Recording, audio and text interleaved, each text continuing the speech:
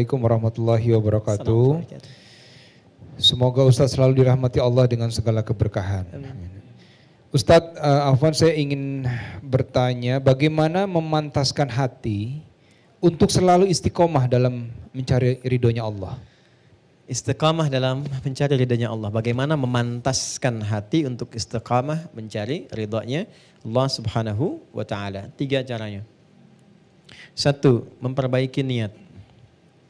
Memperbaiki niat. Dalilnya di hadis Nabi SAW di Al-Bukhari nomor hadis yang pertama, Nabi SAW bersabda, "Innamal a'malu binniyat wa innama likulli imri'in ma nawa." Sungguh semua aktivitas kegiatan kita akan baik, tidak baik, serius atau tidak tergantung pada motivasi niatnya. Sekarang istiqomahnya mau dalam hal apa? Tadi ingin mendekati Allah, maka niatkan dulu. Saya ingin betul-betul berniat untuk mendekati Allah. Lalu yang kedua, sempurnakan ikhtiar sesuai dengan niat. Karena niatnya mendekati Allah, bagaimana cara mendekati Allah itu? Maka Allah turunkan. Ada skemanya lewat sholat, skemanya lewat Quran, skemanya lewat puasa. Contoh yang sholat, kalau ingin hanya sekedar, sholat 5 waktu, itu semua orang melakukannya. Yang tidak dekat dengan Allah pun masih 5 waktu juga. Maka kalau ingin lebih dekat tambah, misalnya tambah dengan sunnah. Baik ya? Kemudian yang rawatib dulu, jangan tinggi-tinggi dulu, rawatib dulu yang dekat-dekat dengan sholat fardu, yang jaraknya nggak terlalu jauh. Misal subuh kan ada 2 rakaat kan sebelum subuh. Kemudian zuhur kan ada yang menyertainya ya, bisa 4 rakaat sebelum zuhur atau 2 rakaat dan 2 rakaat setelahnya. Kalau belum sempat mengerjakan dua-duanya, belum terbiasa, jangan paksakan mengerjakan keduanya. Sehingga membebani kepada pikiran dan jiwa, nanti bosan gak dikerjakan. Karena setan itu cerdas. Ingat itu. Lakukan pilih satu dulu. Qobliyahnya dulu misalnya. Setelah merasa nyaman, ba'diyahnya lagi. Step by step, sedikit demi sedikit. Setelah itu, coba dengan tahajud untuk mematangkan hati. Tahajud itu spesial. Kalau sudah bisa tahajud, istiqomah itu gampang sekali. Karena tahajud itu salah satu ruang dan jalan yang mendidik hati kita untuk tersentuh dengan kuat. Dan memotivasi diri untuk bisa konsisten dalam kebaikan. Itu tahajud. Ya, itu ada di Quran. Misalnya surah 73 ayat yang ke-6. Inna nasyi'atal laili hiya asyaddu wat'aw wa aqwamu qila. Kalau Anda bisa bangun malam, itu yang paling kuat memantapkan hati dan setiap yang diungkapkan itu menyentuh kepada jiwa. Beda curhat malam hari dengan siang hari itu lain. Anda doa malam dengan siang itu beda. Nah, tahajud itu jangan harus langsung kerjakan 11, 2, 3, ya terlalu banyak. Kalau belum pernah mengerjakan, rumusnya di hadis Muslim nomor hadis 749 dari Ibnu Umar, kerjakan 2 dulu. Ya, sholatul laili masna, 2 aja dulu. Dan 2 pun, 2 jangan pilih dulu yang panjang-panjang sholatnya. Yang simpel dulu, yang kira-kira bisa kita pilih, yang nyaman kita baca. Suasana hati sedang cool, ya pilih yang cool-cool. Ya, qul a'udzu birabbil falaq, qul a'udzu birabbin nas gitu kan. Lalu witir 1 rakaat, qul huwallahu ahad, lengkap kan? 3 ya. Dan bangunnya jangan terlalu malam, pepetkan ke subuh. Pepetkan ke subuh. Sekarang misalnya kita dapati subuh 4.25 misal gitu kan. Bangunnya jam 4. Jangan terlalu jam 3 dulu. Ntar bangun jam 3, sholat tahajud 11 rakaat, subuhnya jam 7. Tidur lagi gitu kan. Ya pepetin dulu ke subuh supaya beban ringan kita dapati, dekat ke sholat fardu, nggak nunggu lama. Setelah nikmat itu baru tambah lagi 4 rakaat. Tambah lagi naikkan suratnya ke ad-duha misalnya. Sampai kita mendapatkan konsisten dengan 11 rakaat setidaknya.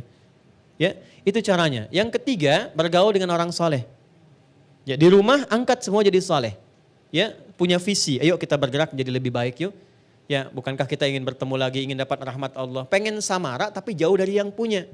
Cuma ditulis saja di depan pintu. Keluarga samara. Pintunya yang samara gitu kan. Nah, sakinah mawaddah rahmah itu kan punya Allah. Dekati yang punya kita dapat.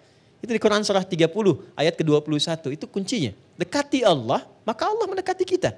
Diberikan semua apa yang kita inginkan sepanjang maslahat dunia dan akhirat. Jadi 3 poin itu, ya jadikan keluarga yang baik, cari teman-teman yang baik. Setelah itu bikin kegiatan yang satu visi dulu. Misal nih, ketemu dengan teman yang baik, gimana kalau kita bikin program untuk tahajud dulu nih, saling ingatkan. Ya ada satu grup misalnya di situ 5 orang, ingatkan malam-malam ya, misalnya diingatkan telepon jam berapa kita sepakat. Setelah itu naik level ke puasa sama-sama. Ya, puasa Senin Kamis, Senin puasa, Kamis puasa, kumpul ngajak bareng-bareng. Tadi saya dengan Mas Baim diskusi itu di bawah nanya, Ustadz motivasi saya kenapa puasa Senin Kamis itu? Apa hikmahnya? Saya bilang Senin, Nabi pernah ditanya kenapa Rasulullah puasa Senin. Kata Nabi, hadza yauma wulidtu. Ini hari lahir saya puasa. Hari lahir saya.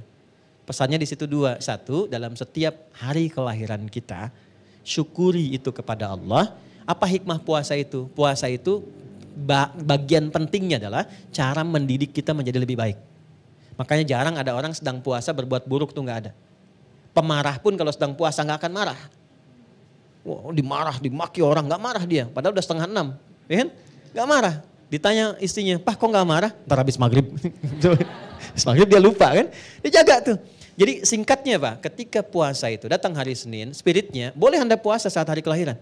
Misalnya Anda hari Rabu puasa, boleh silahkan. Tapi inti dari situ adalah bukan karena puasanya. Coba saya 40 tahun nih tahun depan misalnya kan, begitu pas di harinya tanyakan selama 40 tahun ini sudah berapa kebaikan yang saya kumpulkan.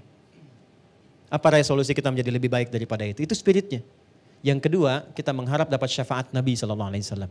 Dengan mencintai Nabi kita ikuti. Nah untuk yang hari Kamis spesial.